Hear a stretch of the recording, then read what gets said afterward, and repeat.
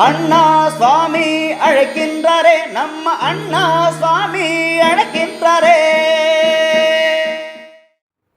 மாயன் மயன் நேயர்கள் அனைவருக்கும் என்னுடைய மனமார்ந்த வணக்கங்கள். மாயன் மயன் சேனலை தொடர்ந்து சப்ஸ்கிரைப் பண்ணி ஆதரவு தருவீங்கிற நம்பிக்கை எங்களுக்கு உண்டு. அந்த வகையில மாயன் மயன் சேனல்ல தொடர்ந்து இறையருளாலும் குருவருளாலும் உங்கள் நலன் பொருட்டு ஒவ்வொன்றும் சொல்லி வருகின்றோம். குறிப்பா அந்த வகையில இப்போ செவ்வாய் பயிற்சியை பற்றி நம்ம பார்க்கலாம். செவ்வாய் பகவான் வருகின்ற ஜூலை மாதம் 28/7/2025 அன்று சிம்ம ராசியிலிருந்து கன்னி ராசிக்கு பயிற்சி ஆகிறார். அதாவது செப்டம்பர் மாதம் 13ஆம் தேதி வரை. ஆக 48 நாட்களுக்கு கன்னி செவ்வாயாக இருந்து பலன்களை எல்லாம் தரப்போகிறார். செவ்வாய் பகவான் பயிற்சி ஒவ்வொரு ராசிக்கும் வெவ்வேறு பலன்களை தரும். சில ராசிகளுக்கு சாதகமாகவும் சில ராசிகளுக்கு பாதகமாகவும் அமையும். குறிப்பா ரிஷபம், மிதுனம், கடகம், விருச்சிகம், தனுசு, மகரம் ஆகிய ராசிகளுக்கு சாதகமாகவும், மேஷம், சிம்மம், கன்னி, துலாம், கும்பம், மீனம் ஆகிய ராசிகளுக்கு பாதகமான பலன்களையும் தரப்போகிறது. செவ்வாய் பயிற்சியின் போது எந்த ஒரு செயலையும் நிதானமாகவும் பொறுமையோடும் செய்யறது ரொம்ப ரொம்ப நல்லது. புதிய முயற்சிகளை எடுக்கிறதுக்கு முன்னாடி நன்கு யோசித்து செயல்படுவதும் நல்லது. உடல் நலத்தில் அக்கறை செலுத்துவதும் மன அமைதியுடன் இருப்பதும் மிகவும் அவசியம். இப்ப தனுசு ராசியை பற்றி பார்க்கலாம்.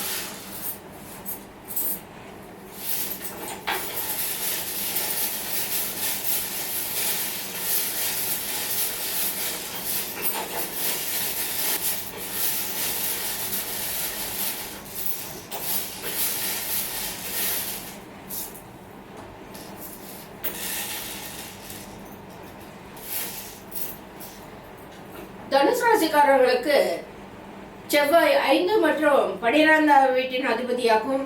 இப்போது 10ஆம் வீட்டில் செவ்வாய் பயிற்சியாகியுள்ளார். கன்னி ராசியில் செவ்வாய் பயிற்சி நல்ல ஆற்றலை தருகிறது.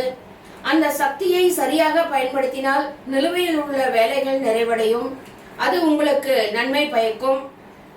அவசர முடிவுகள் எடுப்பதை தவிர்க்க வேண்டும். அது மட்டுமல்ல, வீட்டு விஷயங்களிலும் கவனம் தேவை. தந்தை மற்றும் தந்தை சம்பந்தமான விஷயங்களையும் எச்சரிக்கையுடன் கையாள வேண்டும். வேலை, வணிகம் மற்றும் வேலைவாய்ப்பு குறித்து முன்னெச்சரிக்கை நடவடிக்கைகளை எடுத்தால் மட்டுமே சாதகமான முடிவுகளை எதிர்பார்க்க முடியும். அதே சமயம் குழந்தை இல்லாதவர்களுக்கு சேவை செய்து உதவுங்கள்.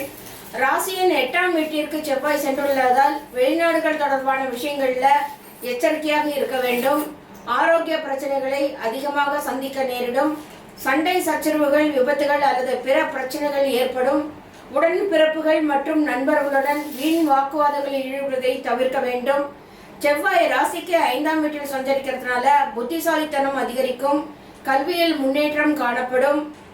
காதல் தொடர்பான விஷயங்கள்ல கவனமாக இருங்கள். குழந்தைகளால் மகிழ்ச்சி உண்டாகும். பண வரவு அதிகரிக்கும். எதிர்பாராத அதிர்ஷ்ட வாய்ப்புகள் கிடைக்கும். ஆன்மீக விஷயங்கள்ல நாட்டம் அதிகரிக்கும். பயணங்களால் நன்மை கிடைக்கும். ஆன்மீக பயணங்களால குடும்பத்தில் கருத்து வேறுபாடுகள் வரும். விட்டு கொடுத்து போகவும்.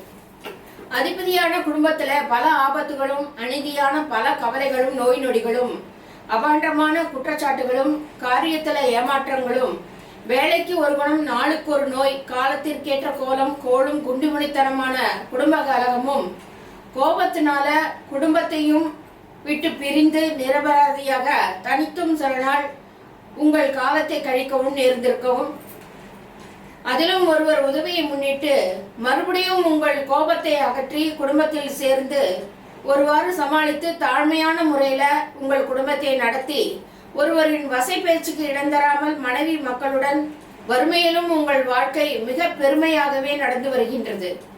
ஆகாத பல கிரகங்களின் அமைப்பானது உங்களை ஆட்டி படைத்து அம்பலத்திற்கேற்ற மறுபடியும் அண்டி இருக்கிறதுனால இனி அஜாக்கிரதையுடன் நடக்க வேண்டாம். அதே சமயம் ஆகாத காரியங்கள்ல பிரவேசிச்சு கஷ்டங்களுக்கு ஆளாகாதீங்க. அநீதியாக உங்களை சில பேர் கெடுக்கவும் முயற்சிக்கலாம். அதற்கெல்லாம் அஞ்ச வேண்டாம். உங்களுக்கு ஆண்டவன் துணை உண்டு. உங்களை ஆதரித்தவர்களின் நன்றியை மறக்க வேண்டாம். அதிலும் இந்த நேரத்துல நீங்கள் குறித்திருக்கும் எண்ணமானது ஈடேறுவதற்கு பல இடைஞ்சல்கள் உண்டு. அதனால இந்த சமயத்துல அதை நினைக்காதீங்க. அடுத்த மாசம் 15ஆம் தேதிக்கு பிறகு எல்லா காரியத்தையும் எதிர்பார்க்கலாம். அந்த சமயத்துல எதையும் நம்பி மோசம் போக வேண்டாம். அதே சமயம் திருத்தணி அருகே உள்ள அகூர் பாதசனீஸ்வரர் ஆலயம் சென்று அங்குள்ள சனீஸ்வர பகவானுக்கு எள்ளெண்ணெய் அபிஷேகம் சனிக்கிழமை தோறும் செய்து வர உங்களுடைய இந்த அர்த்தாசிரம சனி காலத்தில் உங்களுக்கு எல்லாவித நன்மைகளும் உண்டாக சனி பகவான் வழிவகுத்து தருவார்.